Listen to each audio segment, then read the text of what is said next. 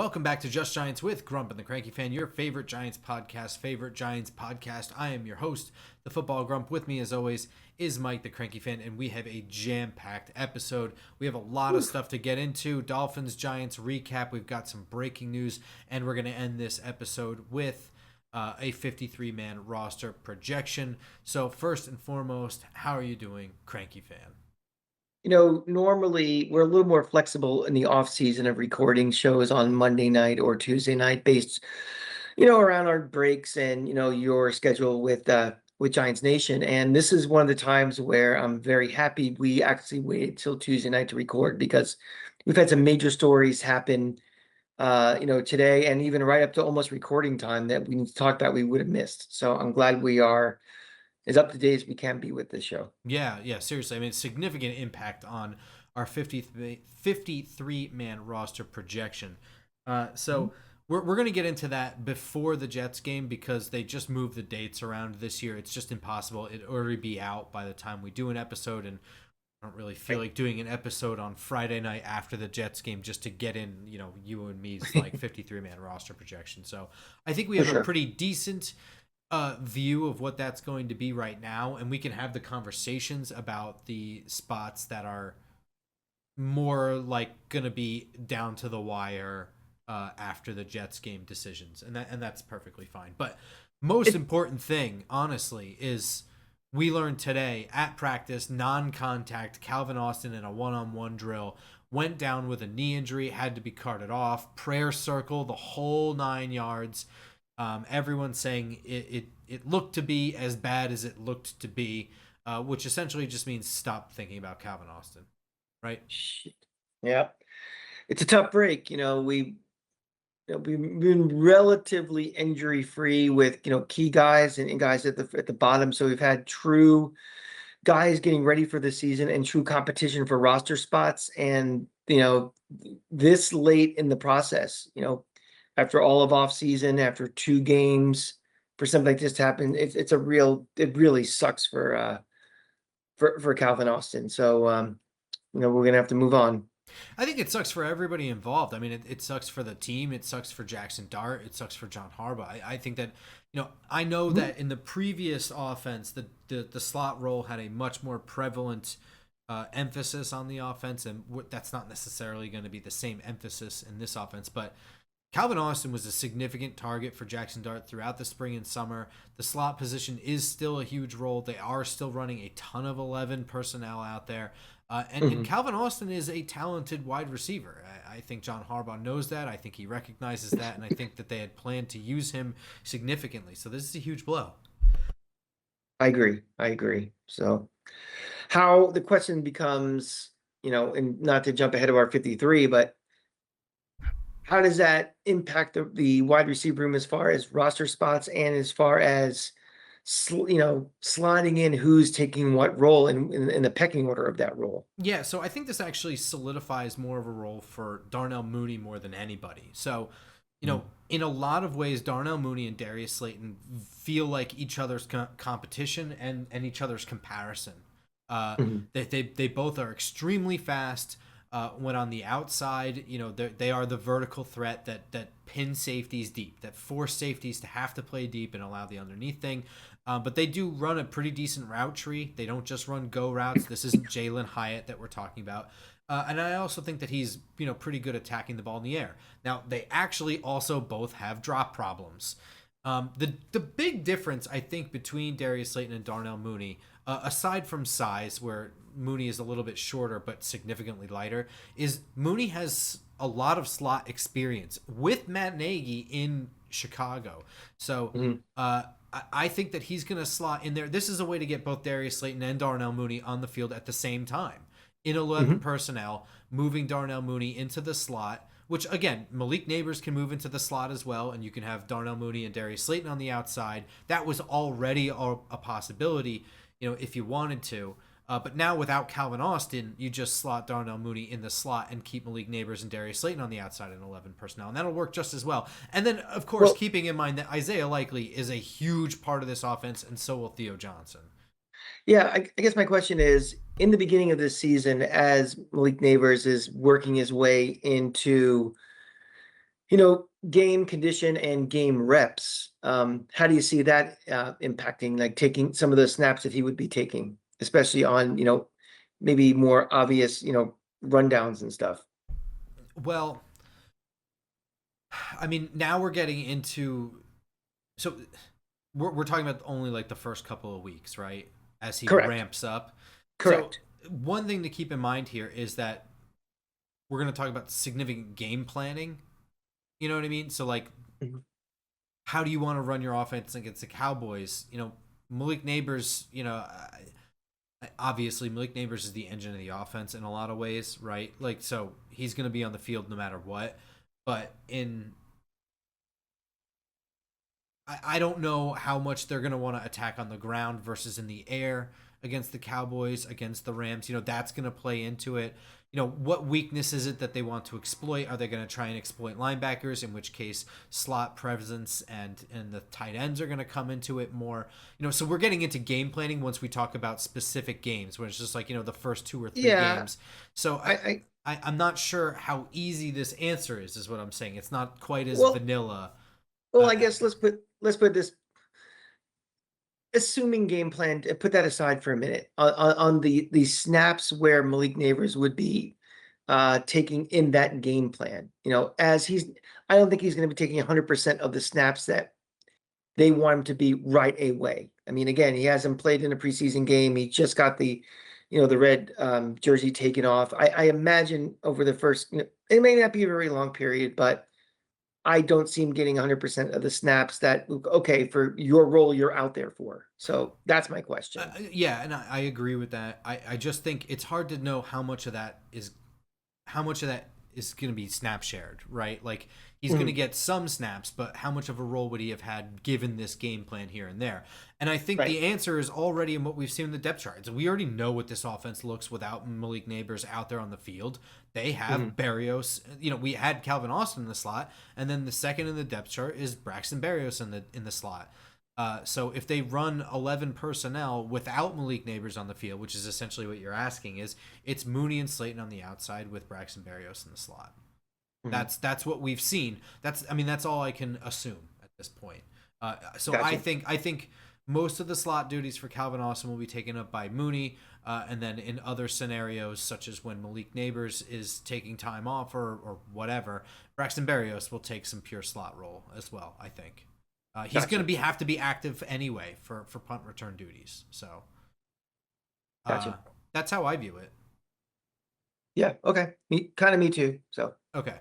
Um, and I mean, but I can't move on from this topic without just underscoring how much of a huge bummer this is. Calvin sure. Austin was, a significant player in this. He's very, very explosive. There aren't a lot of explosive players on this team right now, where as they rebuild. There are certainly guys to be excited about, but explosiveness is not something that they have in surplus. I don't. Mhm. Agreed. Yeah. Sucks. It just sucks when injuries happen that way too. When you just read the first initial thing is untouched on ground card. Mm-hmm. I think that's kind of how the way you sent the text to me was just like, oh, a projection of how this season could go just changed because of one freak incident, really. Absolutely, And yeah. that's what blows. I mean, in another sense, like, this could have been Malik Neighbors news, you know. Sure, sure. Uh, so I don't really know what to make of that little comment I decided to throw in at the end, but throwing it out there. Oh, I mean, I think, it's football is not just X's and O's and, coaches moving Some of around it's people on a luck. chessboard. They're people. A certain aspect of sports in general is luck, and people hate that, but it's true. Um, Sports are luck and sports are odds. And you're right. People just assume everything is going to happen because they want it to happen or think that's just the way it's going to be, but it's not. I mean, and the wind blows funny, or you step the wrong way, or a pitch is foul by half an inch and it changes things. So yeah, mhm. a lot of it's luck. Not all good. um, All right, so moving on to next topic, also news. This is breaking news as we're recording this, so this is kind of, if you went to bed early Tuesday night, you might be waking up to this as news Wednesday morning. Um, The Giants were able to swing Josh Ezeudu to the Kansas City Chiefs for a 2028 seventh round pick. I don't know if there are conditions attached to this as of yet. I don't believe that's been reported. But just quick background: Josh Ezeudu, former third round pick. At UNC, he played 4 offensive line positions, came to the Giants in 2022 as part of that initial Joe Shane draft class that he did a lot on his own. And they bounced him around from inside to outside. So he didn't really do well at tackle. If you remember, like that first preseason, actually, like all of Brian Dable's preseasons, they just played musical chairs with the offense, no matter what. Like everybody moved around everywhere, with very rare exceptions. And I don't think that helped Josh Ezeudu very much. He didn't do well at tackle, even though they insisted he was a tackle. He also got hurt a lot while he was here. Eventually, towards the very end of Dable's tenure, he moved back to the inside. I think he got hurt again. And, ultimately the story is that he never got to focus at one spot. Now, fast forward to this year, the Giants actually got him to re-sign on a minimum deal for $1 million, 1.3, I think. They showcased him a little bit at inside. I think the numbers had him on the outside looking in. He looked like, at best, the 10th offensive lineman. Even so, like, I think there's an argument there if he was that. So he wasn't likely to make the roster, and they managed to swing that into a 7th round pick in the next 2 years. So I actually think that everybody wins. Josh Ezeudu gets to go somewhere else and probably just be a guard, or at least just focus at one spot. Kansas City gets a player. The Giants get a pick for nothing. Everyone wins. Yeah, I gotta be. When I first saw on Twitter that he was traded, for some reason, my brain thought that was a Wesley Steinberg. But then I'm like, wait a minute, he wouldn't be wasting time with something as, in the grand scheme of things, insignificant as Josh Ezeudu. So I was like, this must have really happened. For what he is on the roster, I did have him on my 53, making the team, but probably in the 50s for, if you rank my 1 through 53 number. Not someone significant enough that if I can get a draft pick for him, and because we still have kind of one foot in the water of rebuilding as well as trying to compete right now. So I'm fine with taking the extra draft pick and seeing what happens with that down the line. Yeah, I mean, I did have to blink twice and be like, oh, okay, 2028, not next year, but still. I mean, getting something for nothing is a win every time. I'm gonna be. It's still an asset. Yeah. Even if it's 2028, I mean, that could be packaged up for something, a 4th round pick next year or something. So it's just having that in your back pocket is nice to have. Getting something for nothing is always good. You know what I mean? Like, Yeah. I'm being serious. I mean, if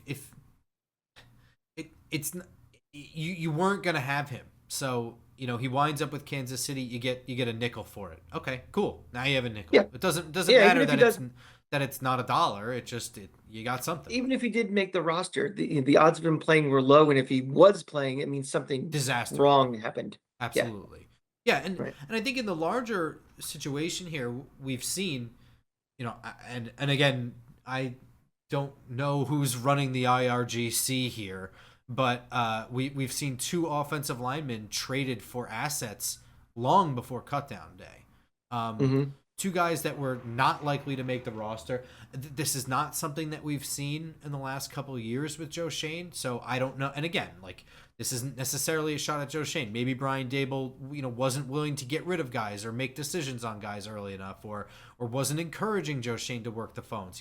It's not necessarily a dig at anybody. It's just simply that I have no idea who to give credit for this.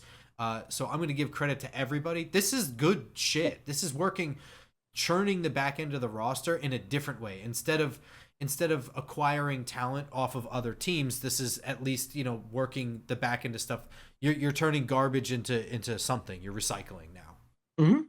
Agreed, 100%. And again, who knows with Joe Shane too, conditions of him to keep his job where you need to kind of realign yourself by doing A, B, C, and D, and this might be C. So, it may not necessarily just be a Harbaugh influence or something. It might be something where, either self-evaluation or evaluation from his boss is telling him, how you can do your job better. Yeah. Because I don't think he just came into this year like, well, you still have your job and just status quo yourself.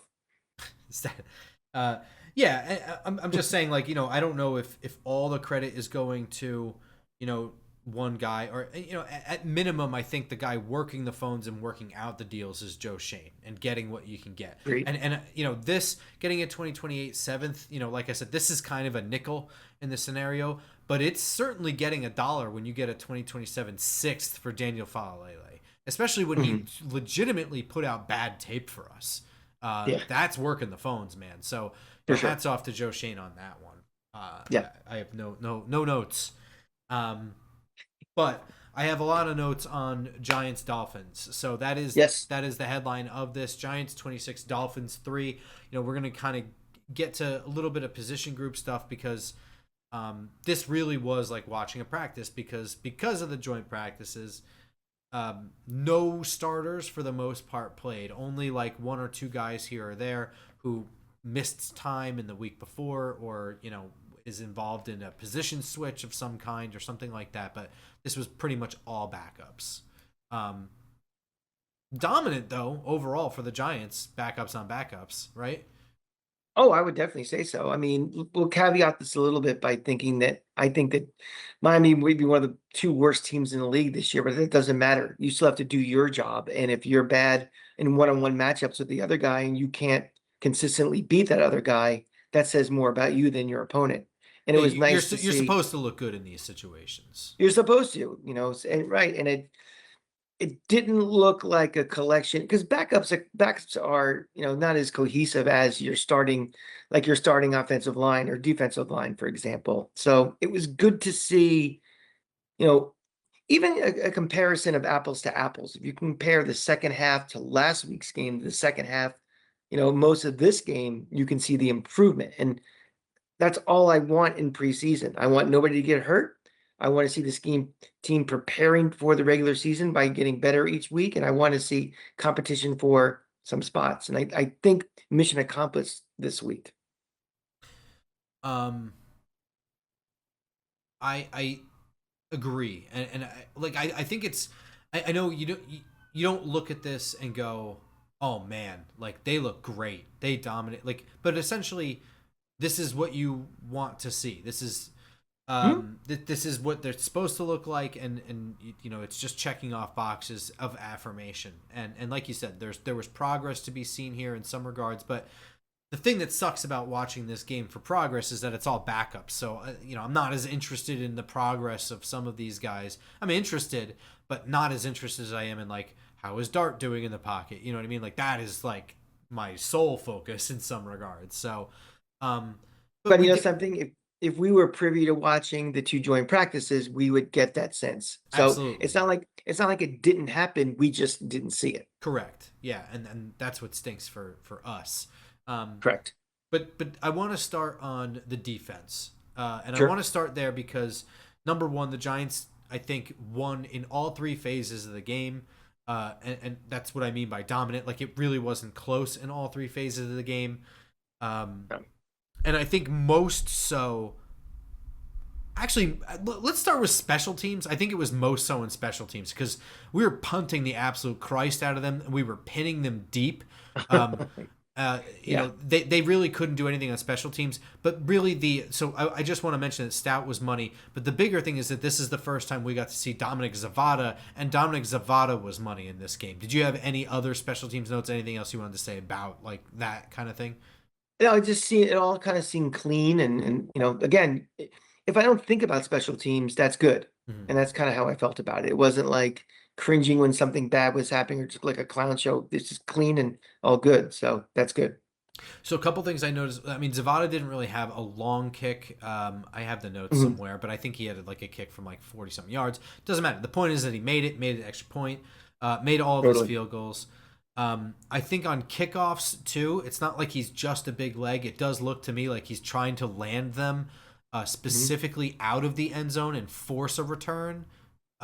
You know what I mean? So that's what it appears like to me. And Mhm. he's doing a good job of that. On punts, the Giants did force a muffed punt. Jordan Stout is punting very, very well. He's pinning guys into corners and stuff like that, uh, almost to the point where he's out kicking coverage. But this also some backups going on there. But overall, I thought special teams was absolute domination. There was nothing going. The only thing that didn't happen is a punter kick wasn't blocked. Right. For Right. the Giants, but otherwise they dominated. And I don't overly get concerned about out kicking your coverage too for punting. That's something that it doesn't happen that often, and you're getting good leg on it and everything. So Yeah, and also like I can live with that. it generally leads to chaos. So like, yeah, okay, guys could get out of their tackling lanes and break something really good, but like, also you've got the returner has got now to turn his back and run after the ball and do like a Willie Mays style catch. Right. Or backpedal and lose track of where he is on the field. Like all kinds of shit can happen on an over. So like I don't think it's necessarily a negative, even though the phrase The way is it's kind of a portrayed negative. as. Yeah. Yeah. More domination on the defensive side because I think the Dolphins maybe had 3 plays that were worth half of a shit. Right. And that was really it, dude. I mean, they couldn't do anything running the ball. They couldn't do anything throwing the ball. It didn't matter really what they did. I think they had like a jet sweep that went for something big. They had a QB scramble that went for something big.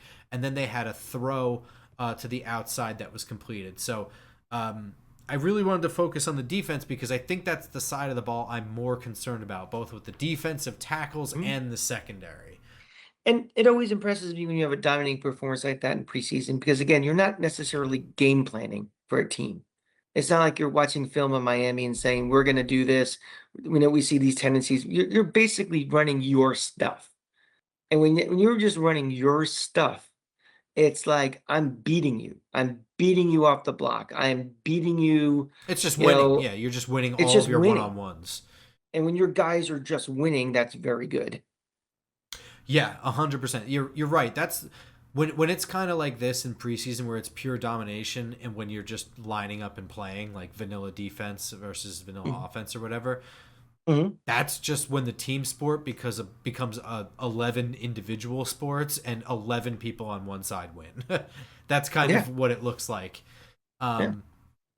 And specifically, I thought the secondary shined the most right off the bat. Greg Newsome popped. He had a run stop on like the first play of the game where he came crashing in on a play and got very involved. He didn't fully wrap up and complete the tackle, but laid a big hit and then allowed everybody else to close. He had a pass breakup, I think, on the very next play, crossing over the middle of the field.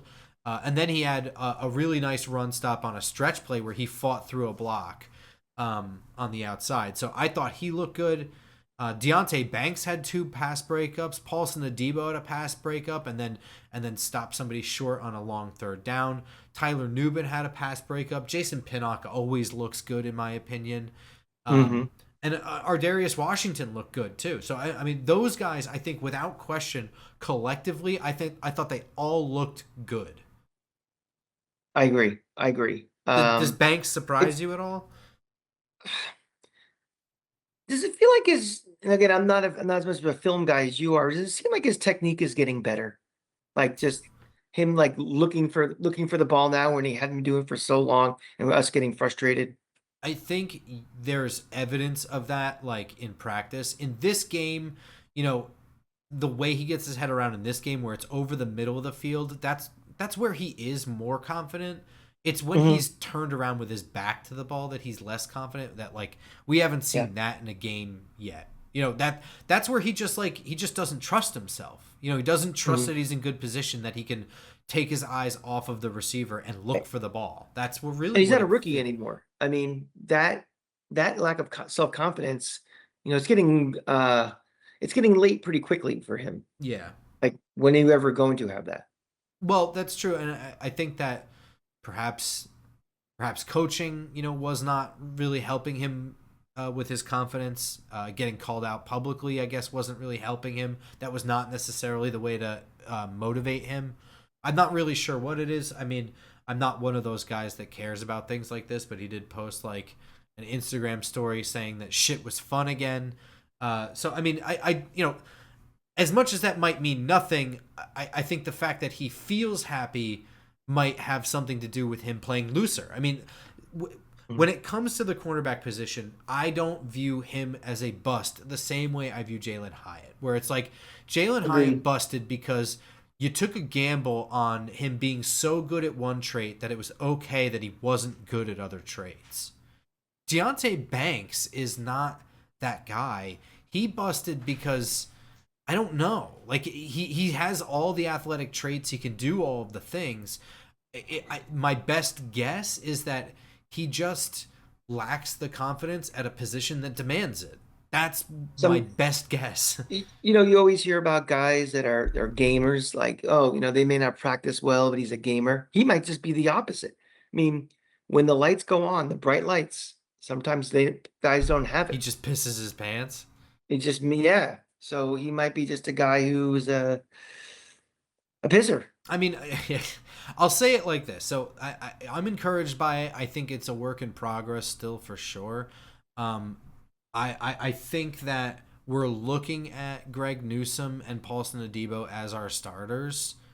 Yes. And that's good because that means Banks can continue to work on this confidence thing in the background on the bench for a couple weeks. And, if he's Do you, needed to pop in, then do you be think that glad to hurts do his it. confidence that he's not a starter? No, no, I don't. Okay. I don't. I think I think what hurts his confidence is putting him in a competition for the spot, him legitimately losing that spot, and then being like make a wished third down role anyway. Mhm. You know what I mean? Where they're fluffing him up for their own sake, for their own ego, because they moved up in the draft to get him. That's at least what it feels like, and he's just this pawn in the thing. You know what I mean?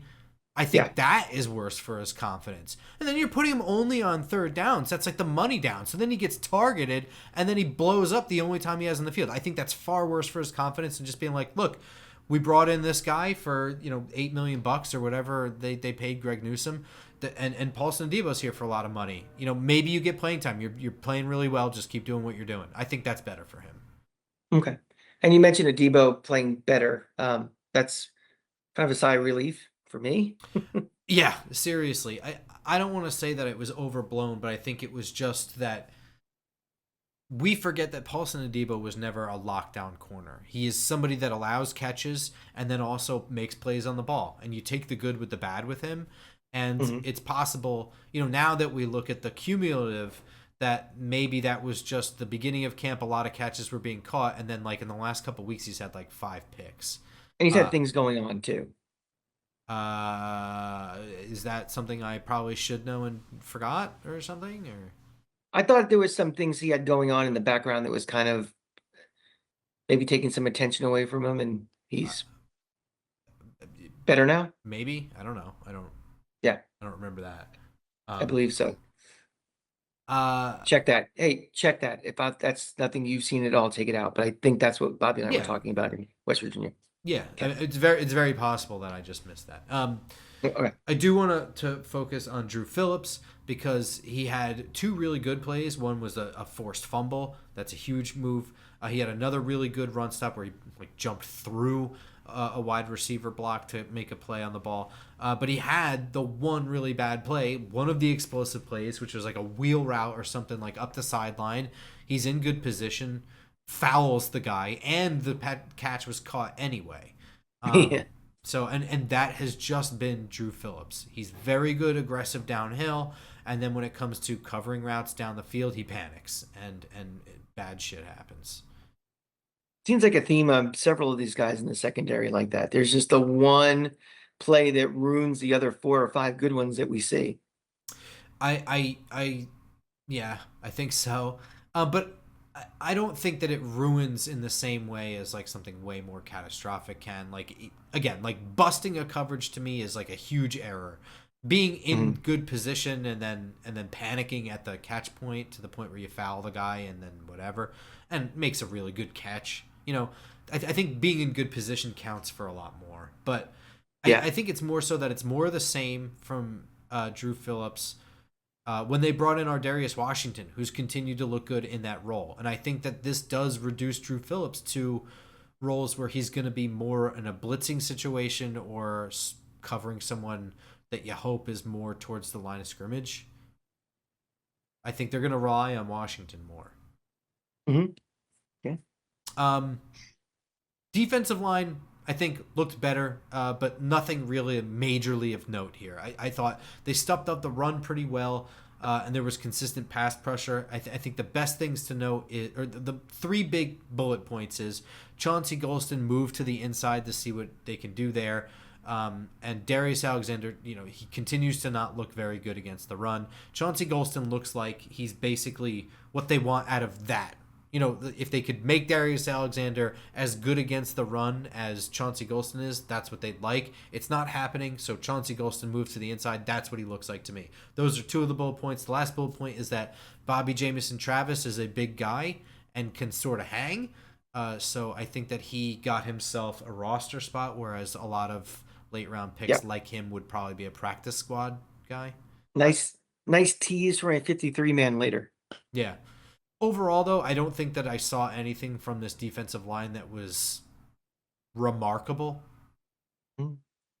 Getting their reps in, getting their thing done. You're right. Yeah. It wasn't highlight worthy, but it also wasn't cringe worthy either. It's just doing their thing. Basically, for backups, nobody looked like, this is a conversation for someone who should push for a starting spot in a group that's weak. So that's a big thing right there. But I guess in your backups, you rather have a higher floor than a lower ceiling, I guess. Correct. Yeah, I would agree with that. Offense.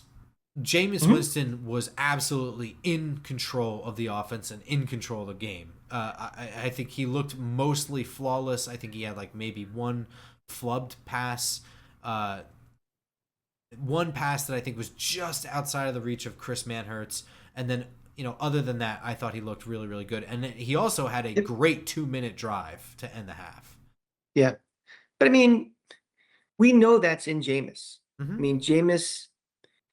Jameis probably is a starting quarterback on some teams in this league. His problem has always been the consistency. And whether that's, sometimes you see that little inconsistency within a game. Sometimes it's over a course of 4 or 5 games. But when Jameis is on, Jameis is a legitimate starting quarterback in this league. And he showed what his ceiling can be in a game like this.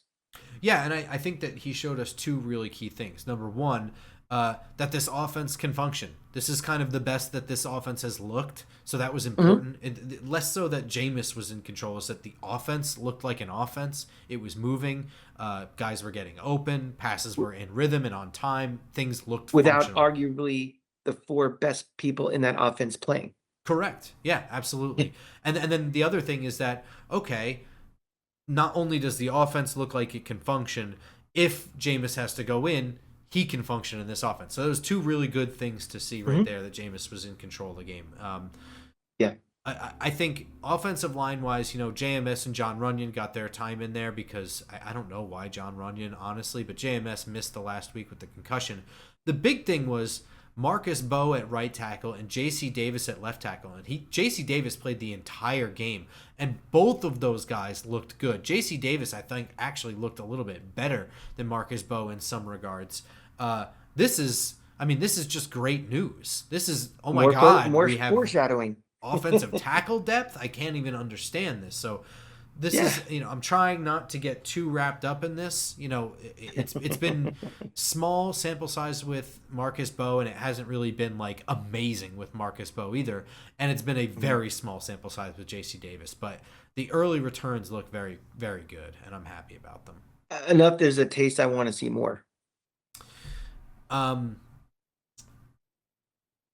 Running backs. So this was a huge game for Tyrone Tracy, and he started off great. He had 2 plays that looked like, oh man, like Tyrone Tracy. Look, here he is separating himself. He's reaffirming. It's like, okay, yeah, he made a mental error on a pass block. It looks as bad as it could get, but it's a mental error. We'll work on it. I have value.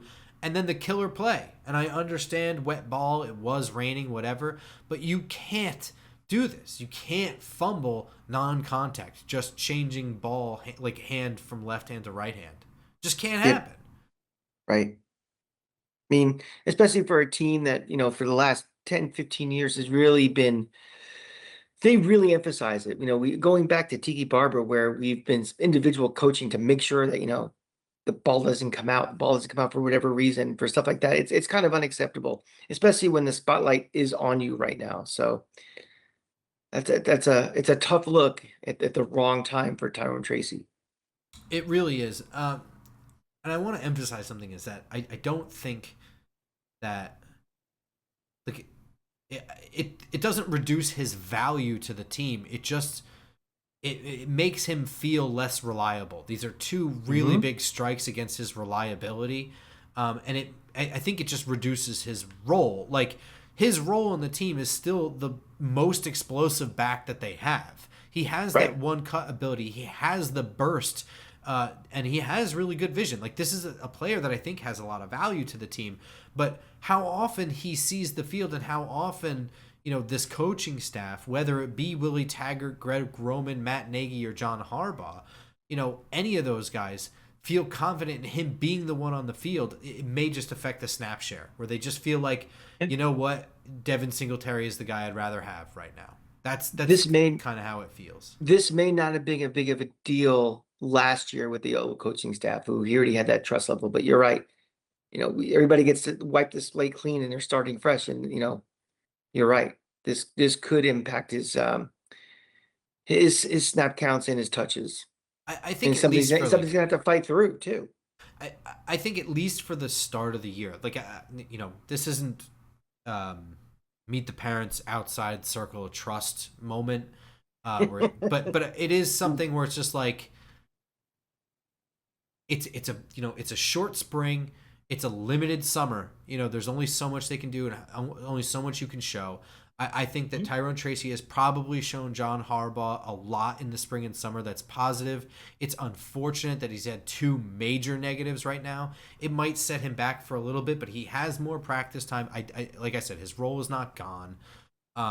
He Right. can re-earn that trust and reliability, and it's unfortunate. I'm a human. I make mistakes, but And I you think can count on me to get better and whatever. and I think people are blowing it slightly out of proportion because that's all we really see. The Right. coaches see every snap, every play in practice and stuff. Just the one practice I was at, how many plays did they run on 11 on 11 when they're doing different things? So it's magnified because there's a very limited view for us to see. But I again, not to jump ahead with my 53, but I think he's safe on my 53. Yeah, absolutely. I don't think there's any question about that. And I think the only way that that goes away is if there is some ridiculous roster cut down or if they find themselves in a favorable trade position or something like that. And even then, that is a rare and slim scenario. I think the way the room is set up, and we'll get to that in a little bit, but just the way the room is configured, I think it Well, helps a guy like ultimately, Tracy. I just I these are big strikes. I don't think they're enough to take him off the roster. They're just not. Correct.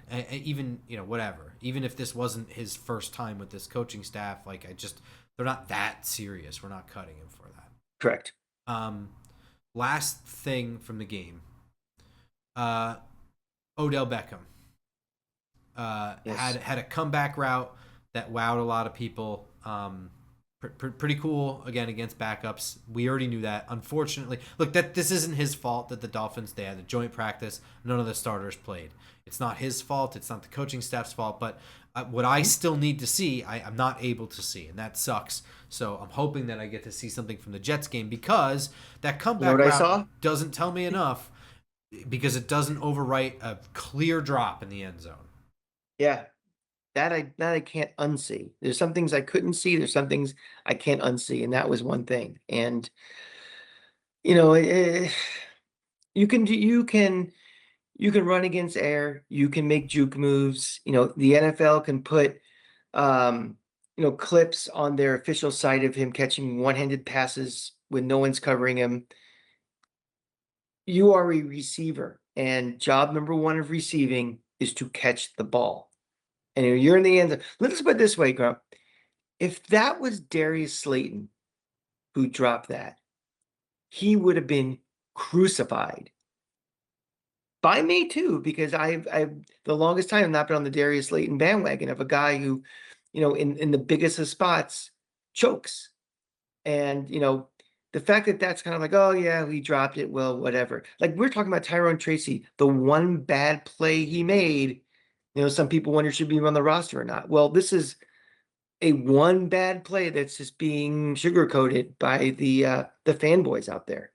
Um, I initially did not have him on my 53.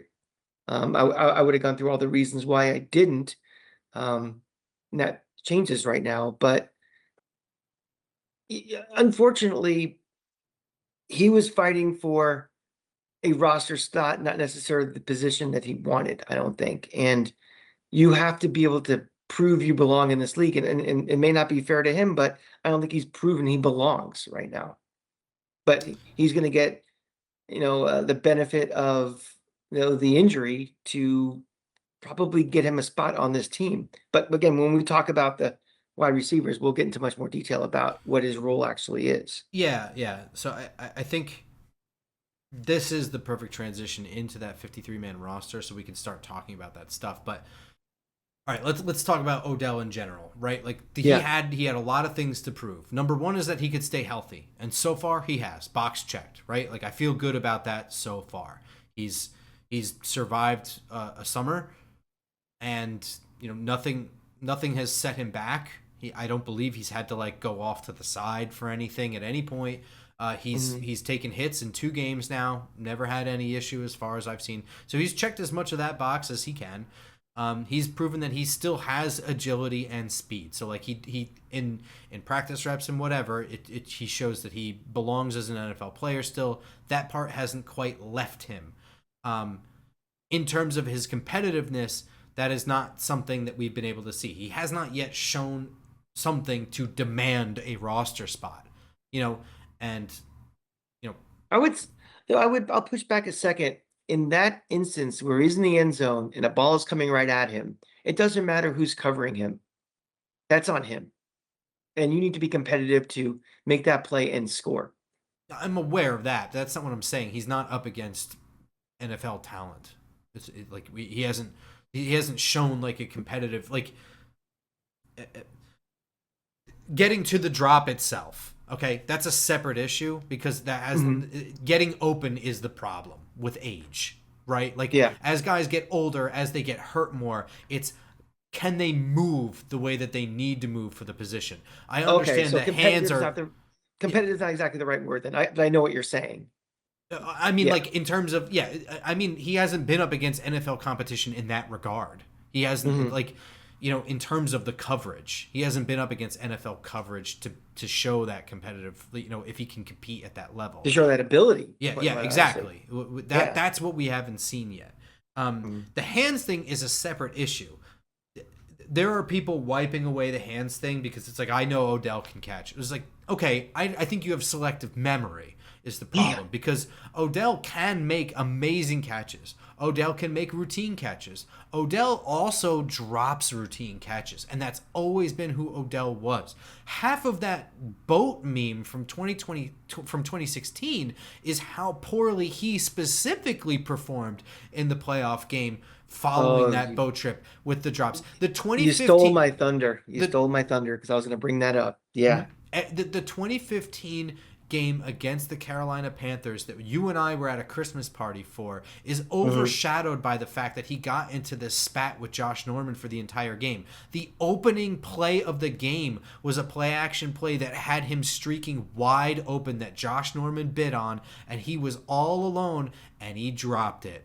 Alone and he dropped it. This is who Odell Beckham is. He makes the highlight reel catches, but occasionally he has really dumb dropsies. And it happens in the biggest spots. The reason nobody talks about it is because it doesn't happen often enough to offset the amazing plays and the routine plays that he gives you.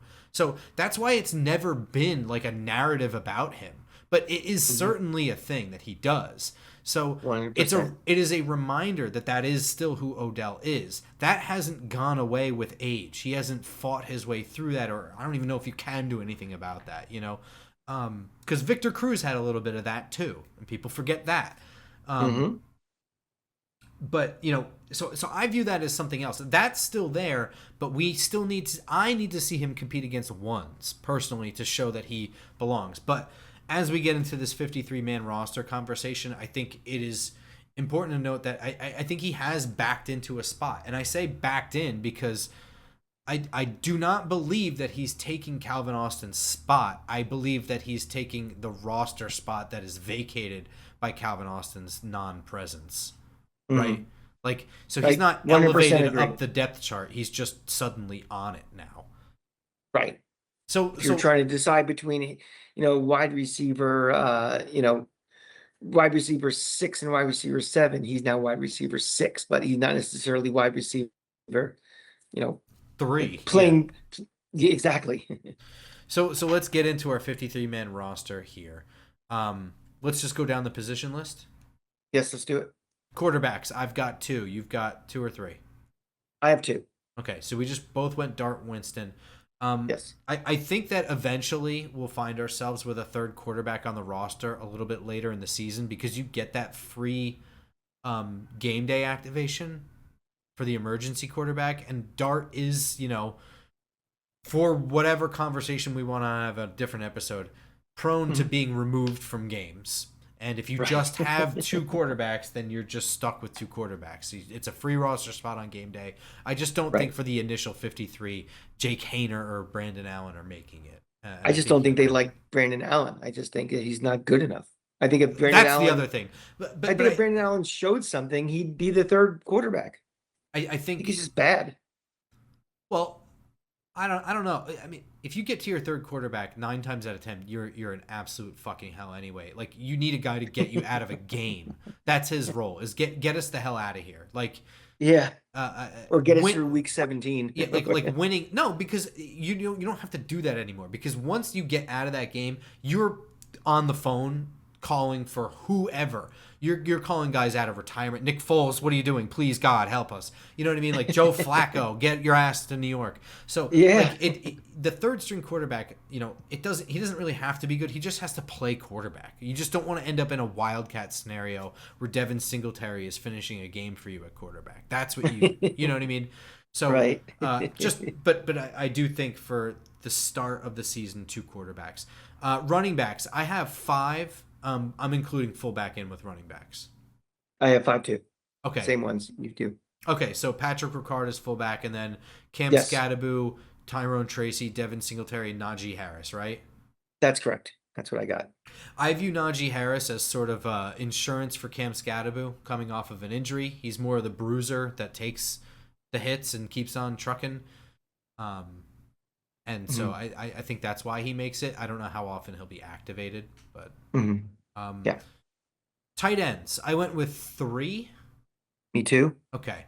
So likely Johnson and Manhurts. There is an outside chance that Fedoni makes the initial 53 because Johnson got hurt this week in practice. I don't know how serious it is. No one's really reporting on it.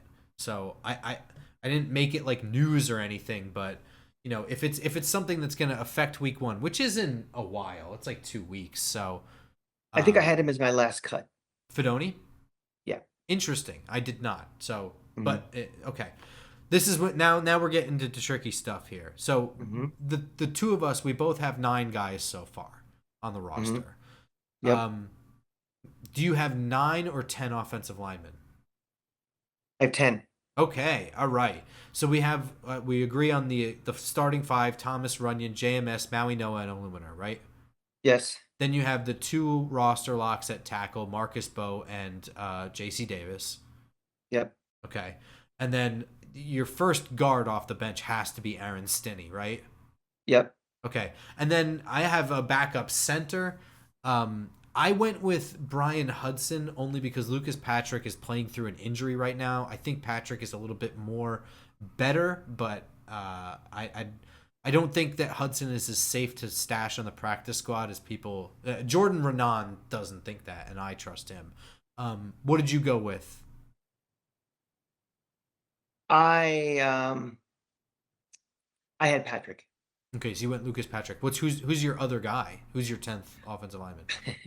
My 10th is to be determined. Okay, so you It's had someone Josh Ezeudu, but I did. I took him off, and then obviously, and then I think that person is somewhere floating around in a camp that's going to get cut.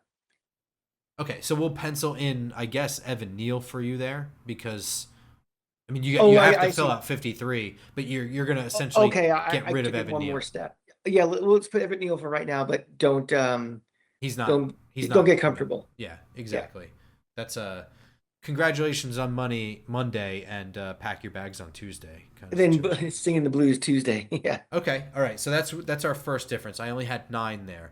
I went with 6 wide receivers, and that puts me at 25. Did you go with 5 wide receivers? I went with six. Okay, so you have 26 guys on offense, right? Yes. Okay, Hmm. making sure I'm counting right. 9, 9, Yes. 18, and I know you have 25. I have 24. I can't add. I think, right? 10, 6, 3. That's 20. I have 26. You have 26? Maybe I can't add. Well, I 8, 10. did go Oh, to I'm university. sorry. I misadded. I have 25. I did go to the University of Florida. I I can use these things. I'm a dumbass. It's me. It's me. It's me everybody. Um so I think we probably have the same 6 then. Malik Neighbors, Darius Slayton, Darnell Mooney, Malachi Fields, Braxton Berrios, and Odell Beckham, right?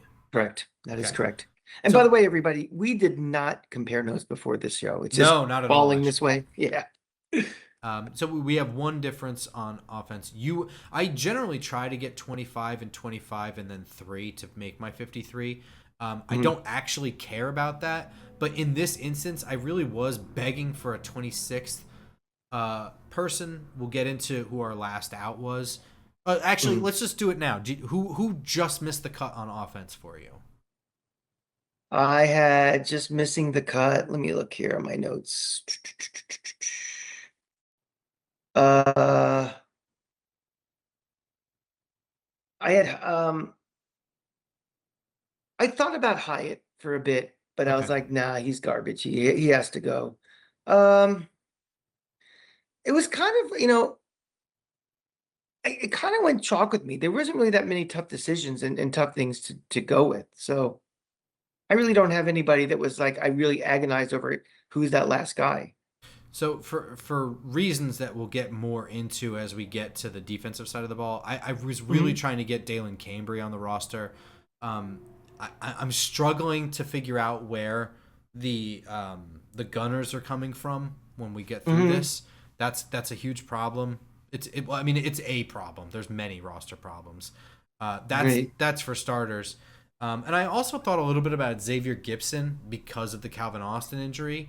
Some Mhm. backup punt returner that isn't named Odell Beckham, because he's not really that great at it, even though he can do it. And I think it's a high position of injury. I don't think it's the spot for Beckham anymore.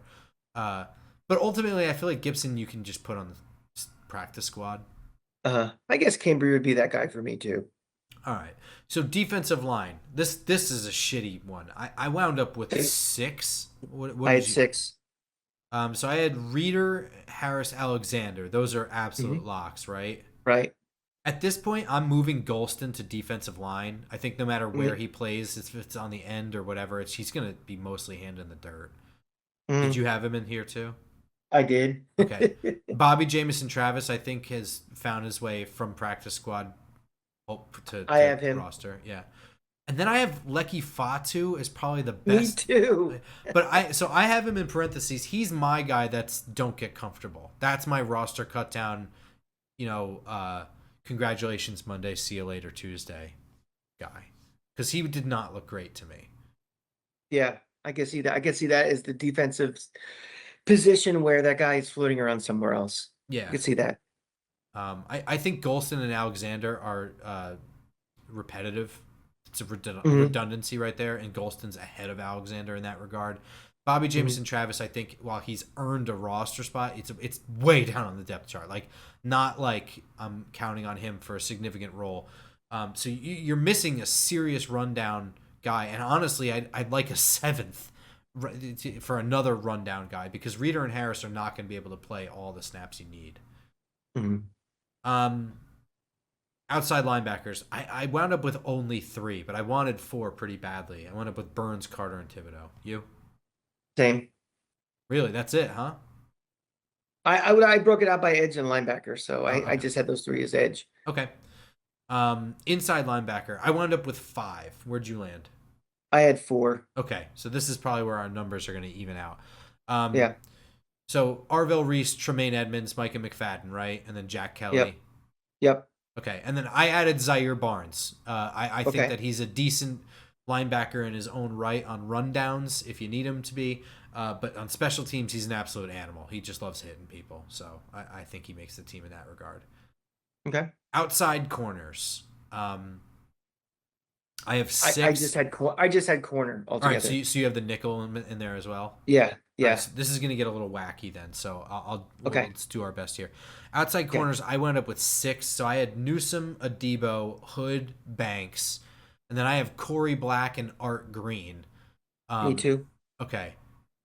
Oh, really? So you have all six of those, and then I assume Yeah. you have Drew Phillips as like a seventh one. That's correct. Okay, Yeah. is that how you had it listed out? Yep. Okay. All right. I So had a then Debo, Newsom, Banks, Phillips, Hood, Green, Black. perfect. Yeah. All right. All right. So we're on the same page with corner, and then I have I mixed those nickels in with safeties and call them DBs just because of the way Mhm. modern defenses move. But I guess removing Phillips for safeties, I have Holland, Newbin, Pinnock, and Ardarius Washington. Me too. I had Holland, Newbin, Washington, Pinnock. Okay, perfect. And then you have nobody else. Okay, so we have the same special teams players with Art Green. So Yes. my big problem. So then I guess special teams you just have Ben Mann, Dominic Zavada, Jordan Stout, right? Correct. Bam. All right. So we had very similar rosters. Here's my problem: the 10th offensive lineman. While I agree with you, I'd like another backup guard. Um, it's kind of weird that J.C. Davis and Marcus Bowe both worked out to be good tackles, and I don't want to screw Hmm. with that. Hmm. Um, my problem is that takes away from a special team spot that's important. Like as I look at this roster, there's not very many gunners. Like I almost had to put Art Green on there. Um, Zaire Barnes is a special teams guy I got making the roster, and he's not going to be a gunner. So it just because that's why I found myself like trying to get Dalen Cambry on the roster. Hmm. Hmm. I mean, well, as I went through this exercise, I kept thinking that, it was pretty clear who the 53 pretty much were going to be, but don't confuse that with this is a great roster. It's Mhm. just from the pool of people that were competing to make this roster, there was kind of a pretty clear delineation line. Like there are a lot of these positions, especially backups, that still need to be improved. It's just that, I think that you and I both, 99% were in agreement of these are the clear guys. I agree. When I look at this, I'm encouraged by one thing, and I feel pretty good about the 9 offensive linemen. That's a big thing for me. I feel Mhm. pretty decently about the 6 wide receivers that we have. Um, you know, Well, even if 2 of them are rentals, 3 of them are rentals. I agree about the off because someone like Josh Ezeudu, where it's always kind of like a what are we gonna do with him type of guy. Mhm. And now that's no longer a what are we gonna do with him? We don't have to worry about him anymore. It Mhm. seems like there's more stability with these guys, and it's the first time in a while that we've had that. Yeah, I You mean know what I mean? it does really feel like this is like the Rome wasn't built in a day, but like it's almost I don't even know how to. It's almost like you don't get to see the progress. You just get to see complete product. Like with offensive line, when you build it, like Yeah. having 3 really good pieces still looks like absolute dog shit. Hmm. Like, you know what I mean? Like It has to be a unit of five working together. yeah, it really does. Like you can't even have like the one busted wheel. It Well, just I even let's take it even further. And it's not even the five working as one, it's having the five plus the three or the four that those links can be placed in with the other chain, with the rest of the chain if you need to. absolutely yeah. Having the depth be like not embarrassing is such a huge move. So Hmm. so as much as I can look at the the special teams guys and freak out, or look at the secondary and be like, man, I hope these guys work out, or especially the defensive tackle room. The offensive line I think is we're looking at the fruits of labors right there, and I'm Yeah. pretty happy with that because Hey, it's very long term. It looks like too. I want to go back to Beckham for 1 second. Yeah, we both have him on our roster starting the season. Question for you. At the end of the season, is Beckham on the roster, on injured reserve, or no longer on the roster? Just wild guess. Wild guess. I'm gonna say injured reserve. That was my pick. We got to stop being so green. It's not really a shot either. I mean, there's a chance that he just has something that's nagging, and by the end of the season, like we might know by week 16 or 17 that the playoffs are out of line, and you just shut him down. There's no reason for him to practice anymore, you know. Right. So week 15 we still had a Well, shot. He's not actually dying from this injury. He's still practicing, well, let me whatever. change that then. Let me change that. We'll call a healthy scratch, not injured reserve, but still on the roster. So if they injured reserve him for like he's really not, but Mhm. they're kind of preserving him or something, let's consider that on the active roster. I mean, I think he'll be active. By the end of the year. Well, here's the thing. I don't think he's going to have like a major role early in the year. That's the thing. Mhm, Like, I think mhm. maybe week 1, with neighbors ramping up, he has some kind of thing. Week 2, he has more so. But I think there's going to be a significant dip for a while. And then if people Mhm. start getting hurt around week 10, 11, 12, I think that's where you can start seeing him having more of a role. So, he might be more healthy, but ultimately just as insignificant. I don't know. So I guess healthy scratch, but on the roster. Yeah, yeah. I mean, I don't think he's going to get waived at some point unless he does No, I something don't. I don't to, think he's going anywhere. No.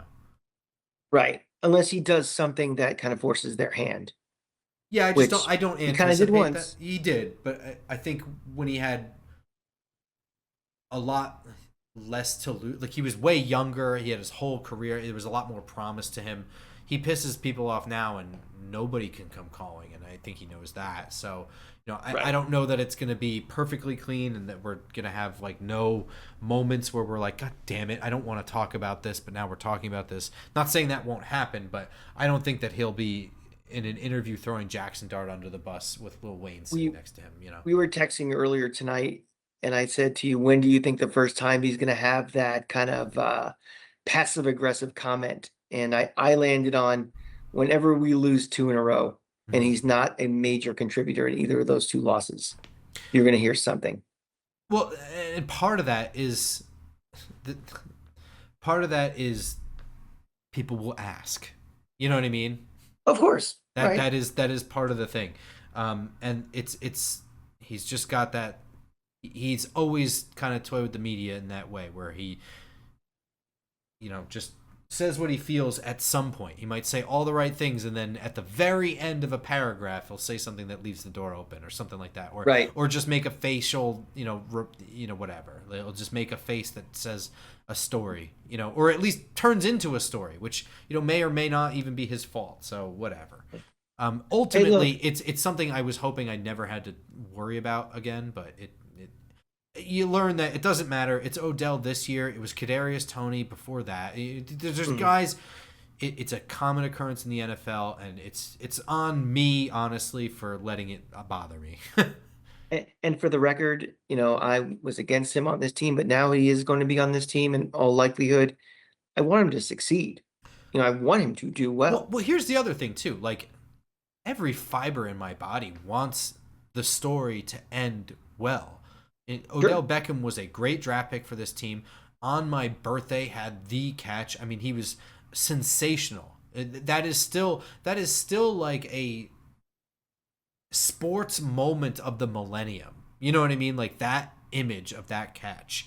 It really is important, and it is specific to my favorite team. You know what I mean? Like it's a big deal. And Mhm. so like for the story to be that he turns out to be this jerk that like you had to trade away, because it's like that's such a bummer story, and it would really be great if he could come back here with a new regime, have some great impact plays, end his career on a high note, where people love him and they just move on and they understand he was a young kid that did really annoying shit, but at the end he grew and we're happy now. Like it would be great if it ended that way. That's what I Sure. want. But Yeah. I don't want that story more than I want that roster spot filled by the best possible guy. And that's And the long and short of it is I just want this team. I'm gonna remember the 2026 Giants making the playoffs more than I'm gonna remember like, oh, that catch that Odell had in that year was insane. Like maybe, but I that doubt it. juke move that they didn't throw to him or something. I'm not going to remember that. I'm going to remember you're right. I'm going to remember the wins. I'm going to remember this team finally being on the right path where it hasn't been on the right path for a decade. Those are things I'm going to remember. And honest to God, the best version of this story is my memory being like remembering the 2026 Giants playoff run, the first run to the playoffs since 2022, and Odell was a part of it. Like, you know what I mean? That he had a significant impact play in a meaningful game, and in overtime he scored a touchdown or converted a third down. Like, that is the perfect story. That is what I want. I'm just not going to delude myself into saying that that will happen just because we sign him. That's and the only boat rides I want going forward are him on this circle line carrying the Super Bowl trophy as we go around Manhattan Island. That's what I want to see. And that really would be a perfect end to that story. That would be fantastic. I would love for that to be the book that I read. So let's hope for that. Honestly, I want that. Let's make that happen.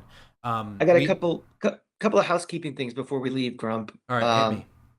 First thing, I want to shout out to our 124 crew. We had our annual Giants kickoff dinner Friday night at Rod's in Morristown. So great to see Ron and Bruce and the families. Gary and No Show, very disappointing. You might be on injured reserve or on the cut list, Gary. So step up. And also, next Friday, we are collaborating with Giants Nation in my second hometown of Gainesville. You want to talk about that a little bit, or? Yeah. So I was working out some of those details earlier. So we're gonna do a live show at your alma mater, right outside of Ben Hill Griffin Stadium, on the Gator Walk at the tailgate spot. So that's really exciting. That's going to be next Friday. I roll into town that afternoon, that noon-ish, I think. I get there around. Me too. Same with me. Yeah. Cool. So yeah, maybe we'll split an Uber over to the same hotel, I think, too. We'll work it out. And then we have the show that afternoon. So that's going to be great. And then the next day, we're pretty much going to not work, put our feet up for the entire morning. We're going to watch the noon games. Wait, it's week 0. How many games are there? This is week 0, and that is week 1. Okay. That's what I thought. That's kickoff for everybody. Somebody told me some bullshit the other day, and I was like, that doesn't sound right. That's not a shock. Yeah. I just didn't challenge them on it because that wasn't really important at the moment. But so we're gonna watch the noon games, the 3:00 games, and then we have the 7:00 game against FAU. That's gonna be a ton of fun because it always is. If you're in Gainesville or if you're anywhere in the state of Florida who's a Giant fan, you should come out. The show is free. The tailgate's free Friday, and hang out with us Saturday before the game. We tailgate for about 9 hours before, so it is a marathon, not a sprint, Grump. I remind you that every time. I'm a veteran of it. I've come out walking every time. I've never puked. I am working on special guests for the show on Friday. Details to follow, but I'm working on that. And Bobby will be there. We'll be there. It'll be a lot of fun. Yes. So that's going to be a major thing. Also, Jets game this Friday. This is a major thing for the 53-man roster that we were just talking about. Those last guy in that we were talking about. This is a huge game for them. Really, really big game. So we'll be back before then with this show. Grump, are you live streaming from that game also with Bobby? I'm pretty sure that I am not. No. Okay, because I might go to it. So. Oh, cool! Perfect. I would love that. I'm not sure. I have to check with Bobby, see if he's going also. But if we are, we can do some eyewitness reports from the game and everything, and give some coverage. So I haven't decided yet, but I'm leaning towards going. There you go. There's the cranky lean right there. But yeah, so we'll have an episode next week before the Florida game with Giants Nation show where we'll go over obviously what will be the 53-man roster at that point, what happened in the Jets game, what we thought of it, and I assume at that point, should we push it to do Wednesday release so that we have some time? So we get like the cut downs and then additional ads, because like I hate doing the 53-man roster and then be like, all right, well that information's old one day later, and then it's moot. Yeah, I'm with you. Let's do that. It might still have some trickle effect there, but we'll try and get it for the day. We'll try and record it the day after the 53-man roster is released. Right. And you'll get instant reaction on Giants Nation too with you guys. Yeah, So yeah. The Giants Nation show is going to be all over it because that's how that show that's goes. what you do. That's 24-hour coverage right there. So that's kind of what the outlook is for us coming up. And Cranky, we're right around the corner from a 2026 Giants season. I'm excited. I can't wait. I feel bad you're not going to be at the opener, but I'm glad this is finally cranking up. This has been a crazy summer with all the other things going on, but now it's time to get serious. New coaches for the Giants and my Gators, very parallel teams, the two of them. We'll talk about that more at the live show, but I'm excited. I'm ready to get both of them cranking and started. So let's go. Who would the Gators, we'll end with this. Who would the Gators have had to have hired as a head coach to be the college football equivalent of John Harbaugh? Saban? No, that'd be Belichick because Belichick won Yeah. 7 Super Bowls and Saban's won. Yeah. That's a really good question. Somebody who's won one title. But has Hmm. steadily been good his entire career. Steadily been good. Good question. Signetti. There you go. I mean, Signetti would be the one. I mean, Signetti still needs a little longer track record for me to say he's one of the all-time greats because he could end up being like Jimbo, who was Yeah. at Florida State, who won a national title and steadily, Yeah. in the years after. Probably, I don't know. I mean, Texas coach maybe. That's a good one. Okay. If he's Sarkisian, if he stays sober. I don't know. I don't know that there We'll really talk more is an about my equivalent. opinions about Florida's hire, obviously next Friday. But I'm just glad it wasn't Lane Kiffin for all the reasons that have happened before, everything that's gone on this week. When we get some downtime, Grump, we should talk about this whole thing with players Oh to go to the God. NFL and then go back Yes. to college. It's I think honestly, if we have time, I'd like that to be part of the Giants Nation show episode at UF. To be honest, because oh especially if we have a guest there, I would love to have a guest's opinion on that. Because I would love to know your opinion. I'd love to know Bobby's opinion, but I feel like I could guess both of them. I would love the perspective of a guest. So you actually would be surprised at my opinion is. I think you know what you think I'm going to say, but it's not necessarily what I'm going to say. What you thought I was going to say, but yes, one of the okay, people we were lining whatever up to you be on say, the show would Ben be perfect. Stiller. What the hell was that? All right, that's going to do it for this episode. We will see you guys next week after the Jets game on all the usual spots, SoundCloud, Spotify, and of course YouTube. Until then, go Giants. Go Giants.